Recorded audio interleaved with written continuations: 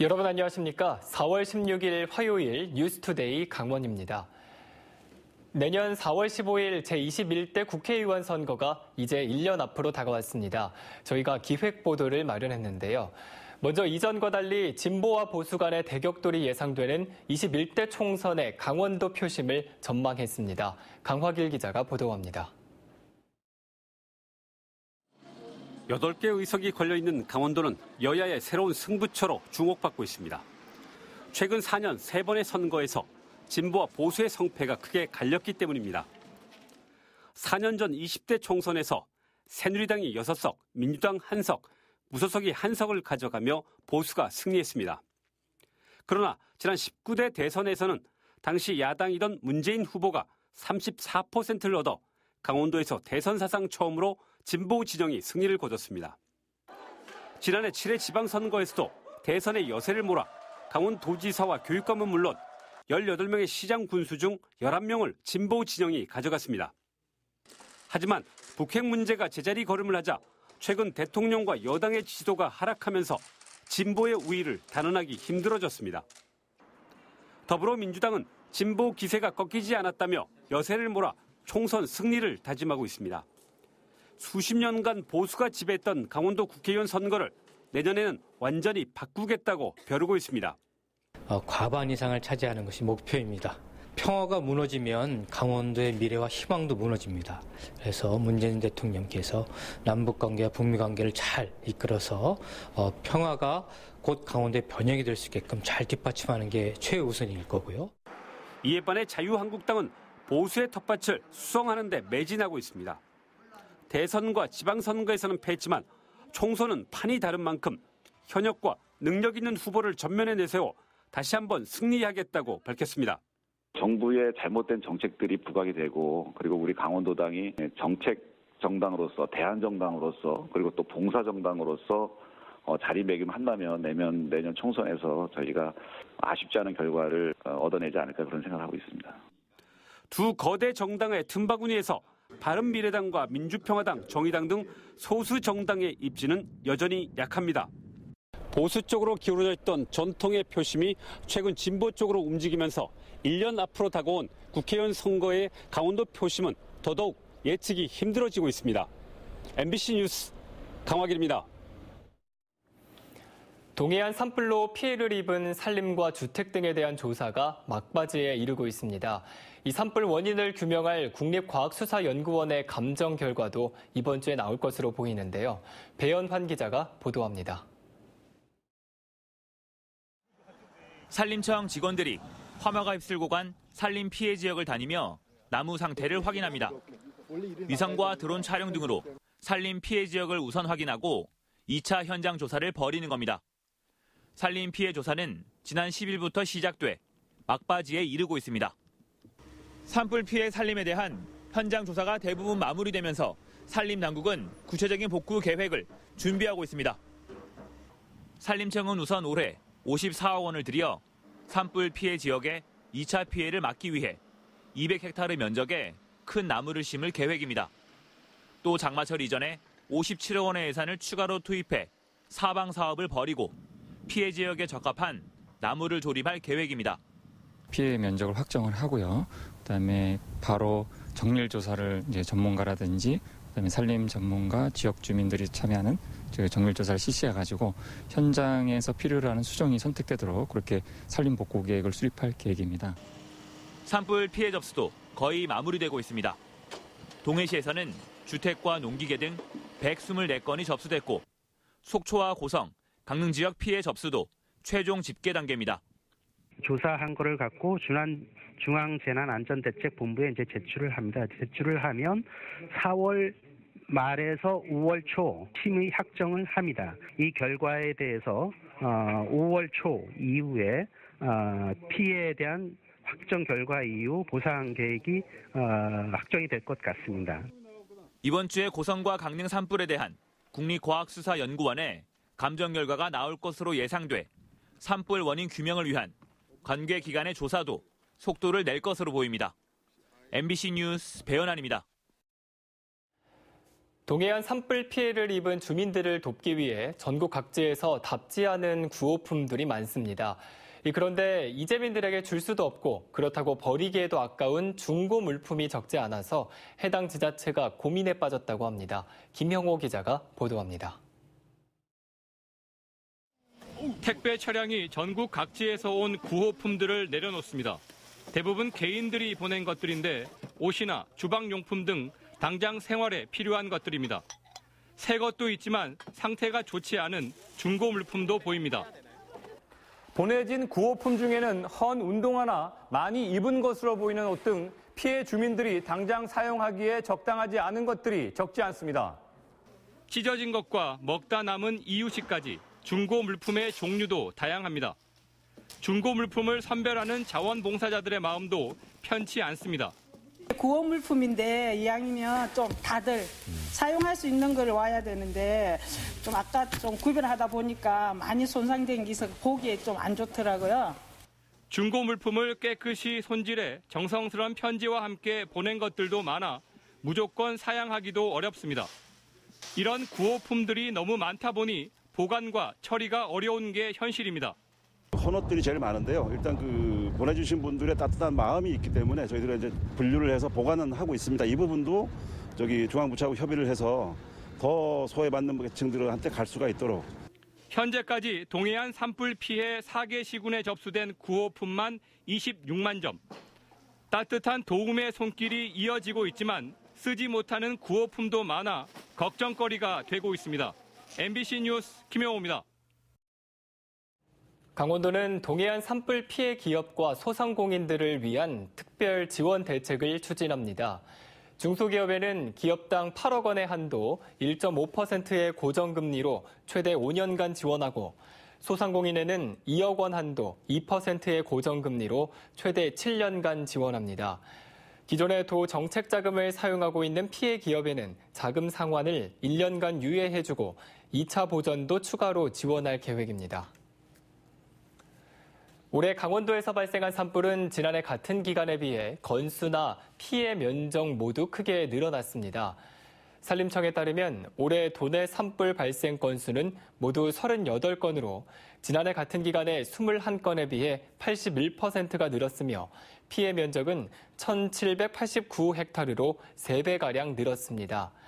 특히 올해 도내에서 발생한 산불 건수는 전국 산불의 9.5%에 불과하지만 피해 면적은 93%를 차지했습니다. 강원도에서 배출하는 대기오염 물질이 전국 광역지방자치단체 중에 8번째로 많은 가운데 이 도내에서는 어디가 가장 많이 배출할까요? 이 시멘트 공장과 석탄 발전소가 있는 지역의 배출량이 많았고 인구가 많은 지역은 그 다음으로 나타났습니다. 유인호 기자가 보도합니다. 국립환경과학원은 사업장 굴뚝과 차량 운행, 각종 소각 등으로 발생하는 모든 대기오염 물질을 취합해 매년 발표합니다. 가장 최근 자료인 2015년 통계를 보면 강원도의 그해 대기오염 물질은 23만 1,652톤으로 1년 전보다 35% 늘어났습니다. 전국 광역지자체 중에 8번째로 많은 양입니다. 강원도 내에서 대기오염 물질을 많이 배출하는 곳은 시멘트 공장과 석탄 발전소가 있는 지역들이었습니다. 동해시가 34,354톤으로 강원도 전체 배출량의 14.8%를 차지하며 1위의 불명예를 안았습니다.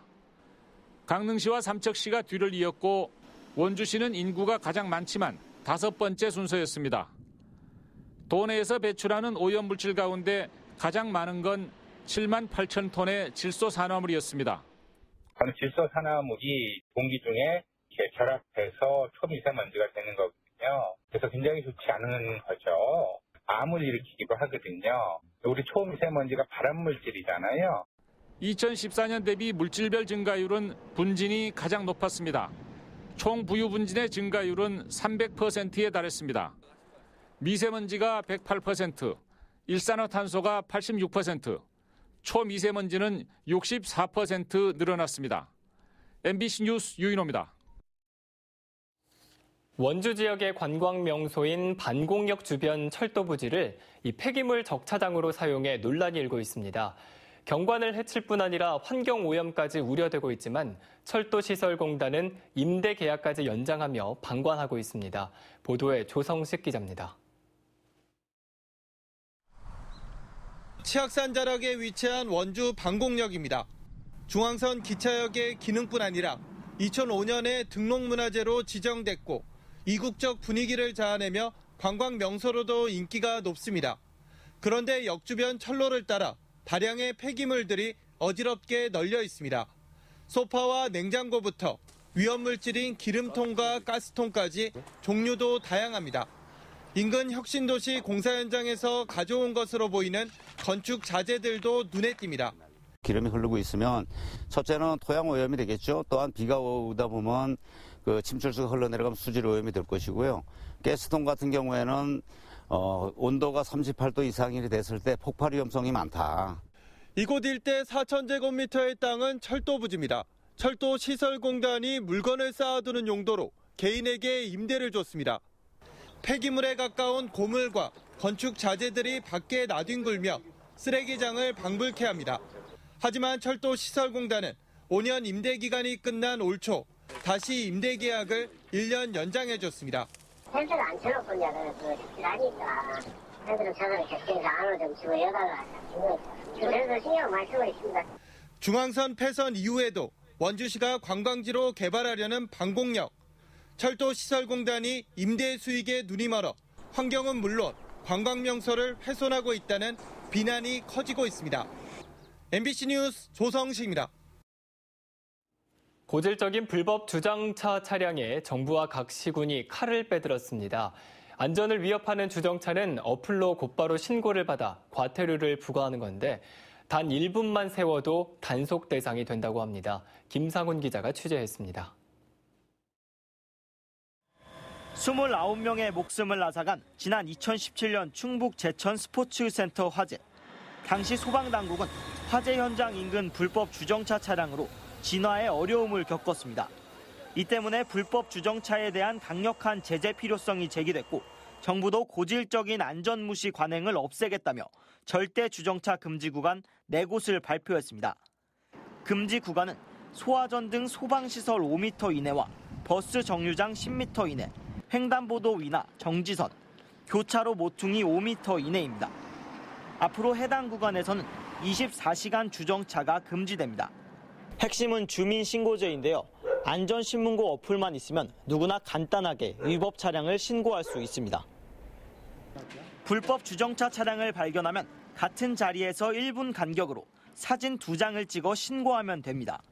사진을 안전신문고 어플에 올리면 공무원의 현장 확인 없이도 해당 지자체에서 자동으로 4만 원에서 8만 원까지 과태료가 부과됩니다. 일전에는 현장에 나와서 단속요원이 현장에 대한 불법성을 확인을 하시고 과태료를 부과를 하게 됐는데 이제는 주민신고를 하는 즉시 과태료를 부과할 수 있는 식으로 변경이 됐습니다. 주민신고제는 빠르면 이번 주부터 늦어도 다음 달 초까지는 모든 시군에서 실시될 것으로 보여 운전자들의 주의가 필요해 보입니다. MBC 뉴스 김상훈입니다. 오늘 강원도 지역은 맑은 뒤 오후부터 구름 많겠습니다. 낮 최고 기온은 영동 지역이 22도에서 25도, 영서 지역은 21도에서 23도, 강원 산지는 17도에서 20도 분포로 어제보다 2도에서 8도가량 높겠습니다. 한편 강릉과 동해, 삼척, 속초, 고성과 양양, 원주와 태백, 그리고 강원 산지에는 건조주의보가 발효 중입니다. 또 강원 북부 내륙 지역에는 아침까지 안개가 끼는 곳도 있겠습니다. 그럼 자세한 오늘의 날씨와 행사를 안내해드립니다.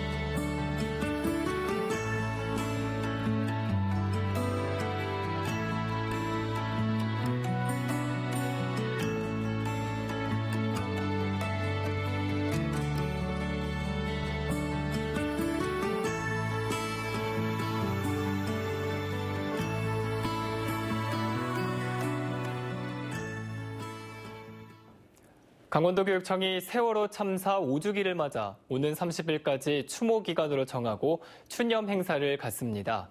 추모 행사는 오늘 오전 10시 전직원 묵념과 신앙송 등으로 진행하고 세월호 관련 영화 생일을 자율적으로 관람합니다. 학생들은 세월호 참사를 추모하는 시와 그림 등 작품을 전시하고 추모글 작성과 노란 리본 만들기 등을 통해 세월호 피해자들과 아픔을 함께할 예정입니다.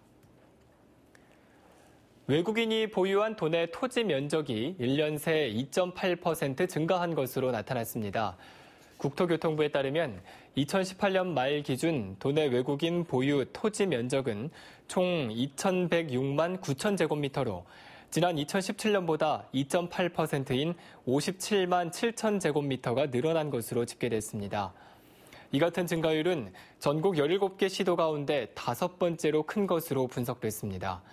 외국인이 보유한 도내 토지의 총 공시지가도 2,578억 원으로 지난 2017년보다 109억 원이 늘었습니다. 국적별로는 미국인이 보유한 도내 토지가 1,270만 제곱미터로 가장 많았으며 중국 그리고 유럽, 일본 순위로 나타났습니다. 춘천시가 올해 추가 경정 예산안을 당초 예산보다 1,468억 원이 늘어난 1조 3,633억 원 규모로 편성했습니다.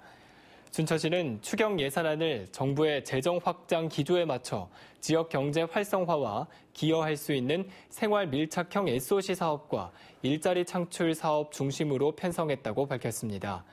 분야별로는 시청사 건립 30억 원, 인형극장과 춘천 예술마당 시설 보수 32억 원, 춘천 먹거리 통합지원센터 출연 20억 원, ICT 벤처센터 건립 45억 원 등입니다. 이번 추경 예산안은 오는 19일부터 열리는 춘천시 의회 임시회의 안건으로 상정돼 심의될 예정입니다. 평택 삼척간 동서 육축고속도로 전 구간 조기 개통을 위해 미개통 구간의 시군들이 협력에 나섰습니다.